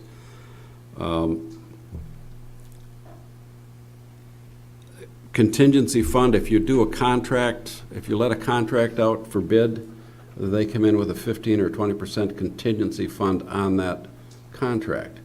If you put together a CIP, there should be contingency money put into that. So I don't think that's an issue on the contingency fund because those already have contingencies built into them. But there should be a contingency fund for budget overruns on budgeted items, not CIP items. And the larger issue I had was down at the bottom where the manager had lumped the operational reserve and the emergency reserve into one. And in my opinion, it would be easier and a little clearer if we had an operational reserve fund which is strictly for the loss of revenue. And that's all that would be used for. And the emergency reserve fund is strictly for unplanned or catastrophic events. And that's what that fund would be used for. And to keep the two separate, because past experience, and I know everything gets approved by the board ultimately, but past experiences show that we have a tendency to dip into the operational reserve money, and before we realize it, we've used a bunch of that we shouldn't have used. And I don't have any problem if the board makes that decision, but it should be a clear-cut decision that the board makes to move that out of operational reserve and move it into emergency reserve because we need the money there. That's fine, but I think right up until that point, it should be a clear difference and a clear budgeted difference. So that's why I made the recommendations I made.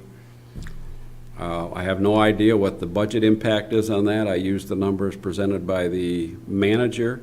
I would think that if you separate the emergency reserve fund out of the operational reserve fund, that I realize the board made a decision some time ago to fund that to 4 months, which is 33%. I do think you might be able to drop that operational reserve down to 25% with the rest of them. And if you're operating the emergency reserve fund in a separate account. That's what I was gonna ask you. Are you seeing this as being all of our money? Each budget line, each budget chart of accounts would have reserve fund, miscellaneous? No, I'm seeing the manager. For the whole thing? The manager would determine what funds get those, or what departments get those funds in them. Okay. But this is the definition of, if he decides to put a reserve fund or miscellaneous fund in anything, that's the definition of that fund that gets applied. So the definition and the application funding level would apply across the board, but it doesn't mean that every department has every one of those funds within it. Okay. What do you think, Randy? Similar. It's basically similar to what I'm proposing. The board's already established the emergency operating fund. You know, for the general fund, it's 4 months, and for the other funds, it's 3 months. So that should be pulled into a restricted account that the treasurer has. And the only time that would be accessed would be if there was an actual operational funding loss of some sort. Either the state declares bankruptcy and doesn't put forward the revenue sharing or something along those lines. So that's the operational reserve. So that's why I lumped that in the early statement. Let's see.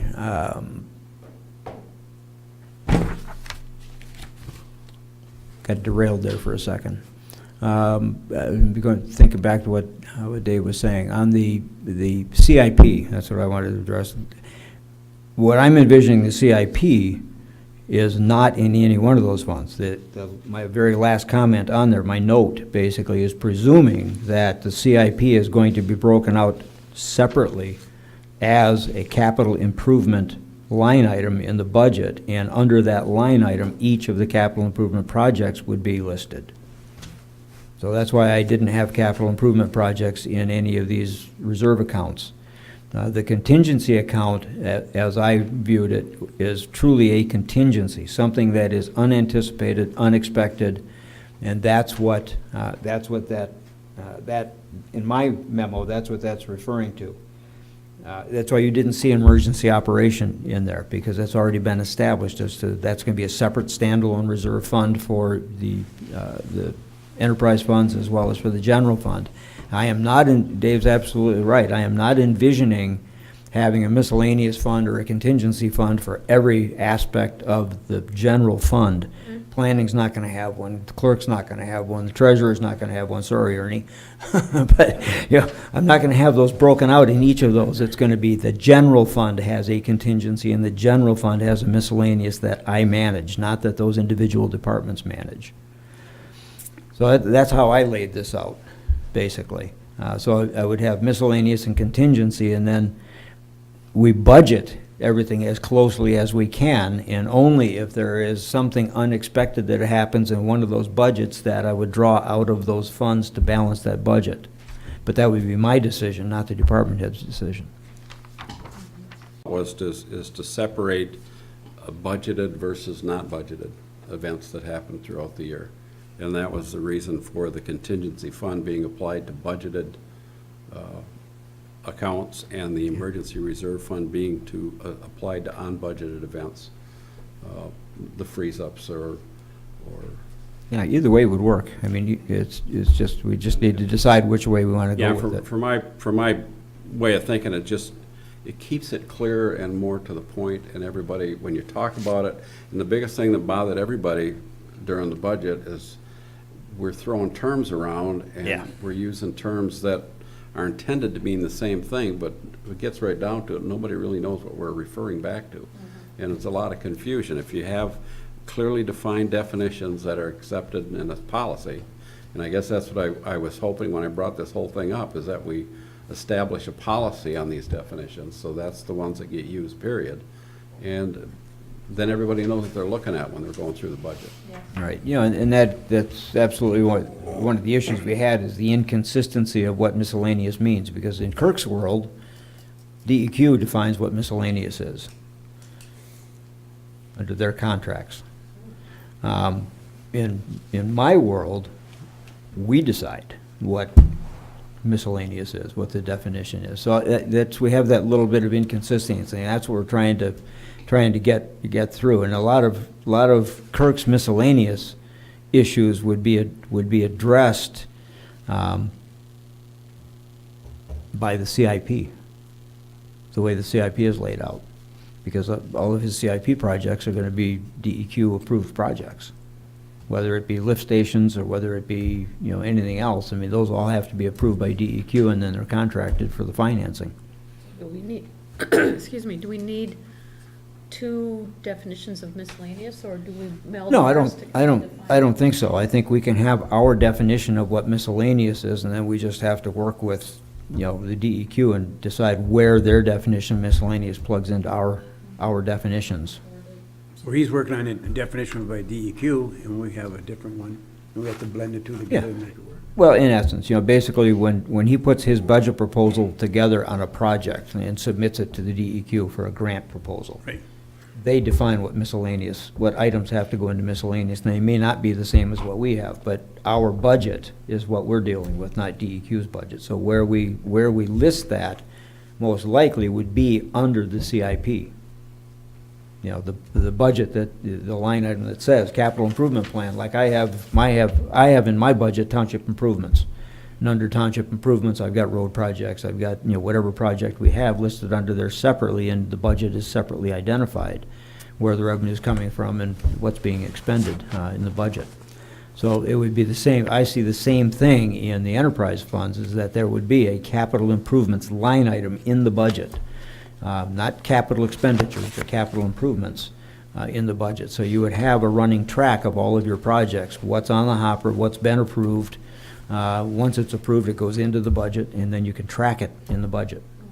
And that was the note that I put down at the bottom. So I was not including the CIP in any of those contingency or miscellaneous funds, because I am presuming that that's going to be a separately budgeted item within the document itself. So if you pulled CIPs out of that reserve fund, would there be any reason for that reserve fund definition? I don't think so. Which one? The operational reserve or the emergency The reserve? or- reserve fund, period, number one. Number one up there. You take that right out. If it's, On, On that piece of paper. On yours? Yeah. Oh, on yours. Here.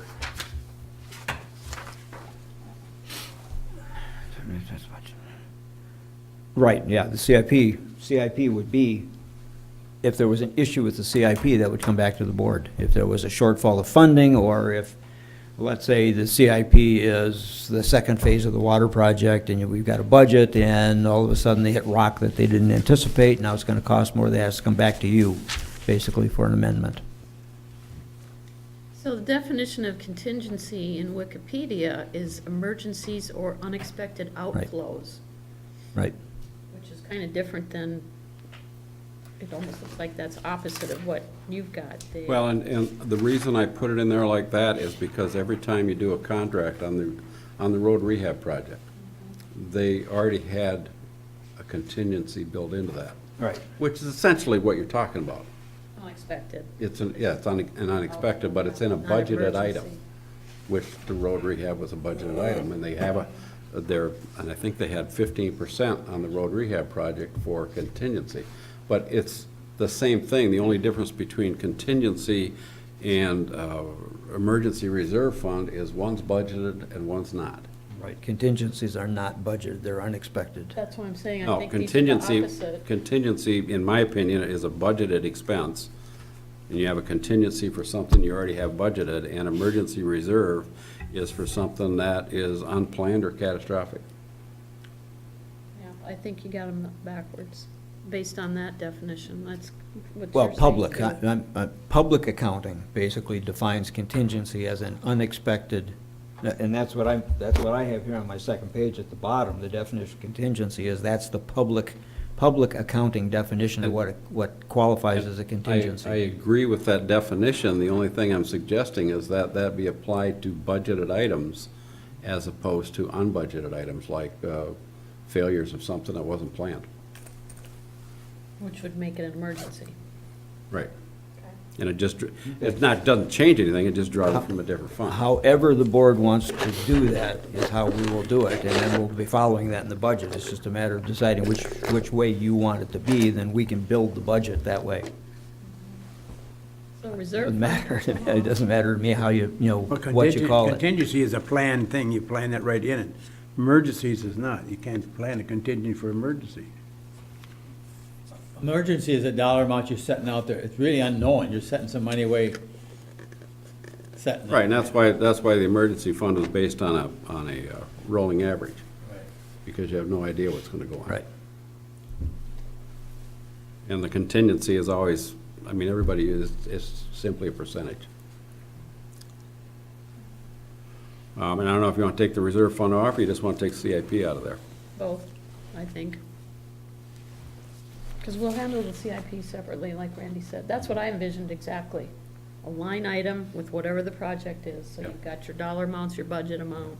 We've already talked with the county about that, so she's aware that's how we want to see it built. It'll be the same, it'll look exactly, for Public Works, it'll look exactly the same as my fund, that I've got, my Community Improvements Fund. What do you think, gang? This is good? You wanna, I think it's a good starting point. do we pretty much agree with the definitions? Are we okay with that?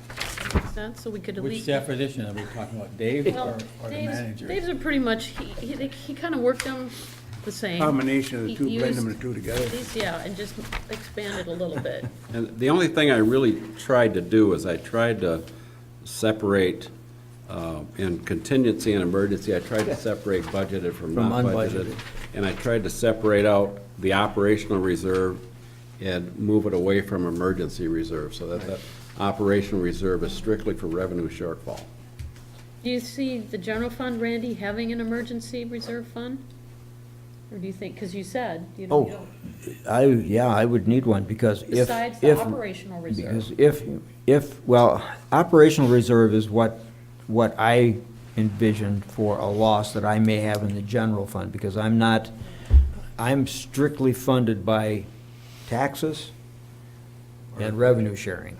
That's basically the only place I get revenue, is from taxes and revenue sharing. So if there's a tax revolt and nobody pays their taxes and Ernie can't round them up, I have to dip into the emergency fund, the operational fund. If the governor, for whatever reason, wants to make a point, which they have in the past, and withhold revenue sharing payments or reduces revenue sharing payments, our budget's built on that. So then I either have to cut something out of the budget or have to pull funds out of the emergency fund. That's why the auditors for the general fund recommended 4 months, because we're at the mercy of state and federal government. Well, then you threw around the wrong term. You said emergency fund, but it would actually. Emergency be operation fund. operational. Yeah. I called it emergency operation fund, is what I called it. And the emergency reserve So- fund you would have one of those too then, Separate. right? But it would be much smaller in my case, because I've not had any contingencies over the last 5 years that have come up in the general fund per se. So it would be a much smaller, it'd be 2% of the budget. Not saying that I couldn't. I mean, we could have something happen. I mean, we could have a lawsuit filed against us that we lose, and that's where that money would have to come from. I wonder if we could narrow this down even more and take Dave's list and put your numbers with it, with those definitions, and then say which department they would apply to. Would that help? Well, again, the reason I didn't put any actual dollar figures in there is Right. because if you're setting a policy, it shouldn't be based on dollar figures, it should be based on Operational. percentages or rolling averages or whatever you're gonna do, but it shouldn't be dollar amounts in it. No, I was just thinking of, so that we can decide, unless everybody decides this is what they want to do, if they just want more clarity. Well, once you decide how you want the fund set up, then I can apply the dollars to it. Yeah. We want to put this in a policy form and bring it back next time? Is everybody comfortable enough with it? And then, we can look at it, we don't have to approve it right then, but at least have it in that format. Next Give it a next try, agenda? see what comes back. Okay. Budget definitions and funding proposal.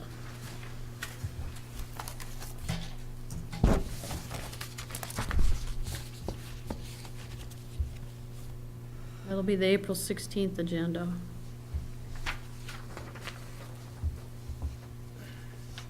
Okay. Are we good? Move on? Move on. Public comment? Huh. No public. Pardon me, Lisa. Any announcements? Yes, Randy. Okay, county clerk's meeting will be coming up next week, but a couple items with the new election laws. On Saturday or Sunday preceding the election, which currently we have none scheduled for us this year, instead of the 2 hours we had to be open, we have to be open for 8 now. So that's either a combination of 8 hours on Saturday or 8 hours on Sunday, or 4 and 4, whatever. It's gonna be a combo of 8 hours for that weekend. And the absentee is now no reason absentee, so the new forms that you'll see have no boxes on there to check for a reason. So, and what else? There was one more thing. Straight ticket will come back also. Straight ticket voting will come back with the new proposal. The new Secretary of State is throwing around some ideas, which I'm not going to say yet because they're just ideas of how we can improve counting the ballots on before election day. So I will come back when I get some updates on those items. The county right now, and this is not set in stone, is talking about possibly a millage election for August, which would impact us. But they have to get their language for that election done by early June if they're going to proceed forward. So I will know by about a month or two if they're going to go forward with that. So that would be a contingency because I didn't budget for that this year. So that's all from the elections department. I will keep you updated if anything else happens there, but with the new Secretary of State in office, I think that things are going to change. So I will try to keep you up to date as much as possible. I did not have a one-on-one meeting with her, but I did attend a meeting. She's very vibrant, very directed. She's got Marquette roots. She and her husband married here, and I think they have some family, and she likes the area, likes coming up here. And she's a go-getter. She's gonna make some changes. My only objection, though, is all the years we've lived here, you could go to the Secretary of State's office and get in about 5 minutes and 10 minutes. And unfortunately, I sent my husband there last month to get his truck plates.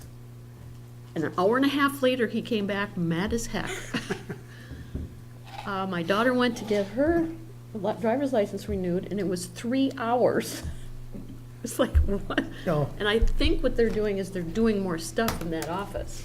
I haven't been there myself. Don't go, don't get They up. have a appointment thing that you actually can set an appointment and not go in until the appointment's That up. was her 3 hours. She still Really? waited because there were that many people. I've been there backed twice, up. and on my appointment time, my name comes up, and I just go up there. Really?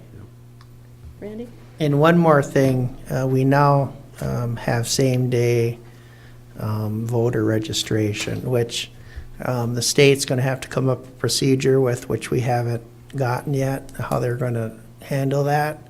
But, so basically, you can register on election day and vote. So we will have a procedure, and I'm hoping the state publicizes that very, very good about how we do that, because I can see problems, because see, computers, when we do the election, the computers are not hooked up to the internet for security reasons. And we preload the list into the computers, so whoever, if they're gonna register on election day, they're not gonna be in our computer. So we're gonna have a procedure about putting them in, making sure that they're registered at the right, so I could see some problems with this, but hopefully we can work through them. But that's part of the new law also, so. But I do encourage the residents to register to vote. It's not to wait till election day if all possible, because there could be more problems than I foresee on that, but we'll try it. Any other announcements? Okay, managers report. Well, the first two items on your agenda have already been addressed, kind of passed by now. We got the office configuration has been taken care of, and Forestville Road has been reestablished, at least temporarily, until the next runoff event occurs. So I didn't have too much more on those unless there are any questions. I did have a couple of other items, however. I don't know if you folks noticed in the Mining Journal relatively recently, the city of Marquette has changed their position on fireworks. They amended their fireworks ordinance.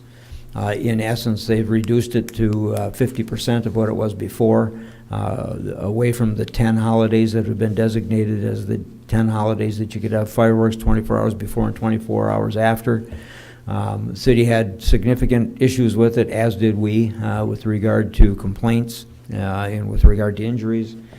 So they have restricted it now to only five of the days. They have established a first offense fine of $1,000. 500 of that goes to the police department for enforcement, which I thought was a novel idea, which we could also do with the sheriff's department. they tightened it somewhat in that if you're going to do personal fireworks, it has to be on your personal property that you're doing it, and where it lands has to be your personal property. So that would, if we had an ordinance along those lines, that would eliminate the issues we have at Lions Field. Cleanup there is always a mess at Lions Field. So I am suggesting possibly that we may want to consider looking at our fireworks ordinance to possibly mirror or at least track what the city has done. Makes a lot of sense to me, so there's that item. Secondly, the UMERC engines have been fired up as of last Sunday in Nagani Township. All 7 are running currently. The power plant is now shut down, Presque Isle Power Plant, so those are replacing the power generation that it was previously providing. We have not as yet had any contacts from any of our residents adjacent to those engines. So from what I understand, they are much quieter and much less vibration than what the ones at the BLP were. I spoke with someone who was working at that plant, and they said when they're in the office, they can't even tell that they're running. So I don't expect to hear any complaints, but that doesn't mean we won't. So having that in mind. And also the MTA annual conference, I did send Isaac, our staff planner, I sent him down to the MTA meeting, so I think it'll be a valuable experience for him to be able to meet the MTA staff and to rub elbows with his companion planners from other communities and other parts of the state, and just an overall good growth experience for him. So he is there now. He drove down yesterday, so it started today, and he'll be back Friday.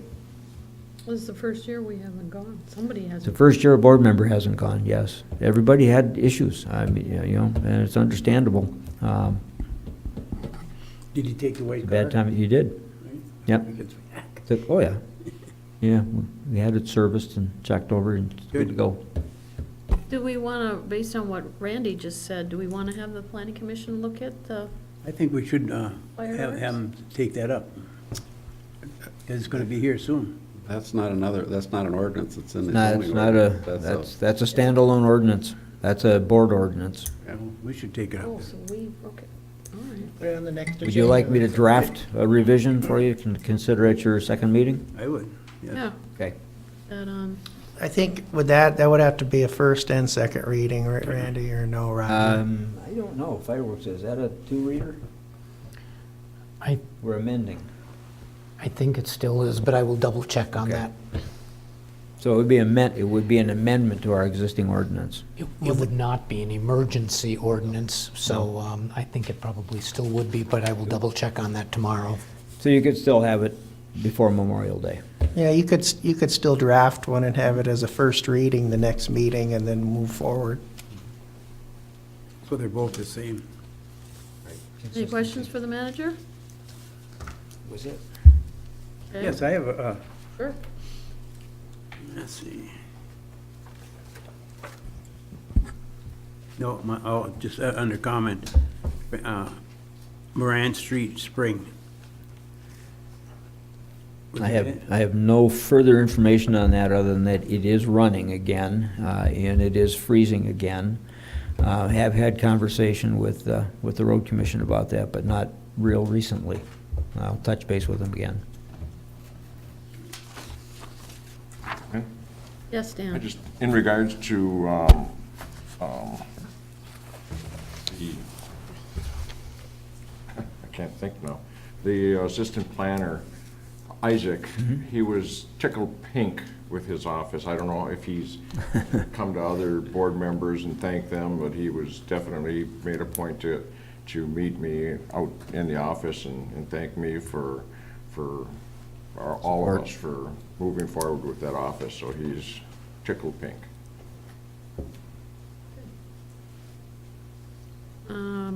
Motions, review? Okay, first motion was consent agenda. Second motion was approval of the regular agenda. It was approved. Third motion was to put the discussion of the recently acquired Wellfield property into the strategic plan discussion. moving forward. Fourth motion was to approve the planning commission recommendation about the form that, for the road commission, moving forward. Fifth motion was to extend the North Country contract for 5 years. Sixth motion was to approve the waiver request for the county firefighters meeting. Seventh motion was to approve the, or schedule a work session for the Schwemmwood 5-acre land use discussion on April 11th, 1 to 3 p.m. And that's it. Okay. Any board member comment? Gee, there. No item for the future agenda? Well, it'll just be the Oh, yeah, I'm- fireworks ordinance, Well, in the budget definitions, we'll put that together. budget definitions, and fireworks. Proposal, and then the fireworks ordinance amendment. Thanks, Ernie. Okay, Dave, did you have your hand up? No. Oh, Pete did, sorry.